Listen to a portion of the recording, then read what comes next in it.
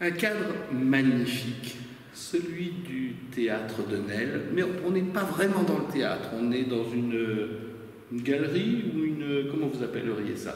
C'est un espace culturel polyvalent, donc qui permet de faire à la fois de l'événementiel ou voilà, des expositions d'art ou tout autre type d'événement culturel. Et donc nous avons Aimé Bonneau qui va nous présenter un festival qui s'appelle 7-8-9. Alors oui, donc il y a le festival 7-8-9 qui est dans le théâtre de Nesle. Donc c'est un festival qu'on fait tous les ans, c'est la 7e édition cette année et voilà, c'est une présentation de différents spectacles et ça permet de faire une rentrée un peu plus animée, en sachant qu'à Paris les théâtres reprennent un peu leur programmation plutôt au mois d'octobre. Donc là, surtout au mois de septembre, on va avoir 24 spectacles différents et une programmation assez diverse pour attirer un maximum de public. Mais comment trouve-t-on 24 spectacles qui, j'imagine, ne vont se jouer que une ou deux fois? Alors, c'est plutôt entre 2 et 4 fois sur un mois, mais oui, effectivement, c'est pas si simple. On a des personnes qui viennent nous voir justement pour présenter leur spectacle et on leur propose, si c'est quelque chose qu'on trouve qui va bien dans le cadre du festival, de faire leur spectacle à ce moment-là. Et ils sont souvent assez heureux de pouvoir le faire parce que c'est des conditions un peu particulières. Ça leur permet souvent de faire des créations théâtrales qui n'ont jamais été jouées ailleurs. Et qu'est-ce qui donne le ton? Quel est le ton de la programmation? Puisque, bon, beaucoup de spectacles, il y a, j'imagine, un point commun. Souvent, le point commun, c'est que c'est des spectacles qui sont... Comment dire, qui représentent déjà la programmation qu'on a à l'année. Donc c'est à la fois du classique et du contemporain. On essaie de faire quelque chose d'assez équilibré et de faire, d'avoir à la fois des spectacles typiques, voilà, donc avec donc des pièces jouées, mais aussi des spectacles musicaux, parce que la programmatrice était une ancienne violoniste. Donc souvent les spectacles musicaux ont une place assez importante dans le festival, et d'ailleurs là cette année on en a encore pas mal. Donc, quand vous dites musicaux, j'imagine que c'est pas du Johnny Hallyday, du jeu bassin, ou du... On rentre dans l'espace classique, enfin ce que j'appellerais le classique. Est-ce que c'est ça ou pas? Donc en fait, on a souvent des spectacles qui mêlent à la fois un texte, souvent classique. Donc, par exemple, là, il va y avoir une pièce qui s'appelle Les Fables de La Fontaine entre fables et violon. Donc, ils vont se baser à la base sur le texte des fables et ils vont faire un accompagnement musical à côté, donc avec souvent plutôt des pièces classiques, ou alors on a aussi des spectacles qui font des pièces un peu jazz, blues, ce genre de musique. Mais ça nous est arrivé aussi d'avoir de la musique contemporaine, justement Maria Fosta qui joue aussi dans le festival. C'est plutôt donc c'est un instrument classique, c'est du violon, mais c'est de la musique plutôt contemporaine. Ce festival, sur plusieurs jours, présente la programmation de l'année ou c'est pour vous un baromètre pour voir ce que vous allez mettre dans les mois qui suivent? Alors, certains spectacles vont être programmés à l'année ensuite et c'est souvent déjà prévu à l'avance. Donc avant que les spectacles commencent en septembre, ils prévoient déjà de jouer ensuite sur l'année, donc souvent en octobre-novembre. Mais c'est plus vraiment l'idée on commence l'année, la nouvelle saison, avec 3 semaines, un mois un peu plus actif, avec beaucoup de spectacles différents. Et c'est pas forcément ce qu'il va y avoir à l'année, mais oui, il y a des spectacles qui se répètent sur l'année.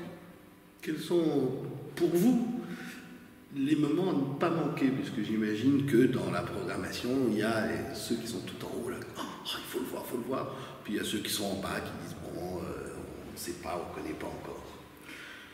Je pense que justement, c'est l'avantage du festival, c'est de pouvoir venir découvrir des choses qu'on n'a jamais vues avant. Et donc, on ne sait pas ce que ça va donner. Et justement, on vient pour découvrir et c'est une expérience en tant que telle de se dire « Ah, c'est incroyable, c'est un spectacle qu'on n'a jamais vu. On ne sait pas à quoi ça correspond. C'est pas un classique. C'est pas comme si je vous disais, vous allez voir l'Avare de Molière, vous savez à quoi ça correspond. » Là, je vous dis, vous allez voir les fables de La Fontaine entre fables et violon. Vous savez que c'est les fables de La Fontaine, mais vous ne savez pas ce que vous allez avoir finalement. Et on ne sait pas quelle fable, parce qu'en fait, il y en a 10 que tout le monde connaît, et il doit y en avoir 200 que personne ne connaît.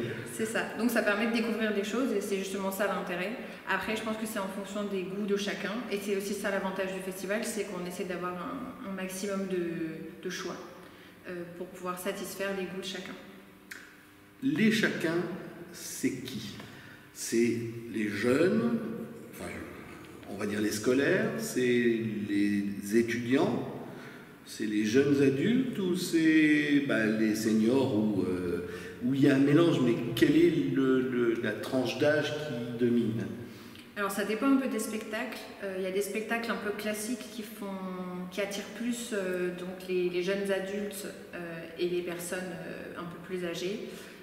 Par contre, voilà, on a des spectacles très animés qui, c'est vrai, attirent souvent plus des jeunes, mais on n'a pas de spectacle jeune public cette année dans le festival. Et ça fait déjà assez longtemps qu'avec le Covid, on a été un peu obligé de réduire les spectacles jeunes publics parce que les écoles et les centres de loisirs ne pouvaient plus faire de sorties au théâtre pendant longtemps. Donc on n'a pas programmé de spectacle jeune public.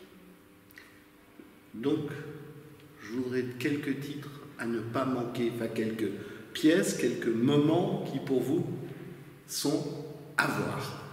Je pense déjà que le spectacle de Maria Fosta, donc elle en a deux différents. Donc Maria Fosta, c'est un must. On l'a déjà eu, elle est déjà venue une fois il y a quelques années et c'était incroyable. Donc vraiment la musique contemporaine, c'est super intéressant. C'est une très belle artiste, donc c'est vraiment quelque chose à voir.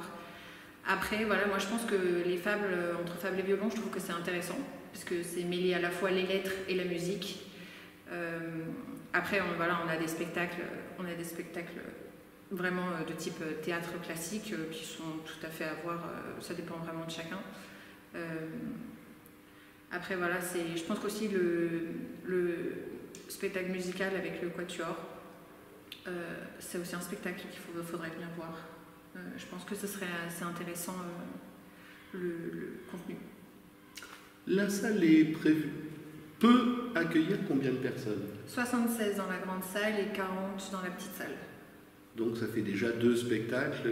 Il faut réserver à l'avance ou si on vient à 8h moins 10 pour 8h, on a encore des chances d'avoir un peu de place? Alors idéalement, il faut quand même réserver en avance. Donc soit par téléphone directement au théâtre, soit sur billet réduc, avec du coup des tarifs assez préférentiels. Et puis on a aussi le forfait abonnement. Donc en fait c'est 5 places pour 50 €. Et donc ça c'est donc une carte qu'on vous donne au début, vous la payez, puis après on vous la donne et à chaque fois que vous venez au théâtre, on vous met quel spectacle vous êtes venu voir et ça vous enlève le nombre de spectacles que vous avez vus. Donc on redonne les dates. Du 9 au 30 septembre. 9 au 30 septembre, combien de spectacles au total? 24. 24, 30 septembre, on a presque tout retenu. Et l'adresse? 8 rue de Nesle dans le 6e à Paris. Alors, la rue de Nesle, pour ceux qui ne connaissent pas, et c'était mon cas il y a quelques temps, c'est quand vous prenez la rue... Dauphine. La rue Dauphine, et c'est tout au bout, presque avant le Pont-Neuf. Exactement. Voilà, mais il ne faut pas se stationner dans la rue là, il n'y a pas de place. Donc si vous venez en voiture, eh bien vous allez dans les allées parking. Je sais qu'il y en a rue Mazarine. Celui de rue Mazarine, il est devenu privé, donc idéalement c'est plutôt le parking de la rue des Écoles maintenant où il faut aller. Sinon il y a énormément de transports publics, il y a des bus, des métros. Voilà. Ok, merci beaucoup. Je vous en prie.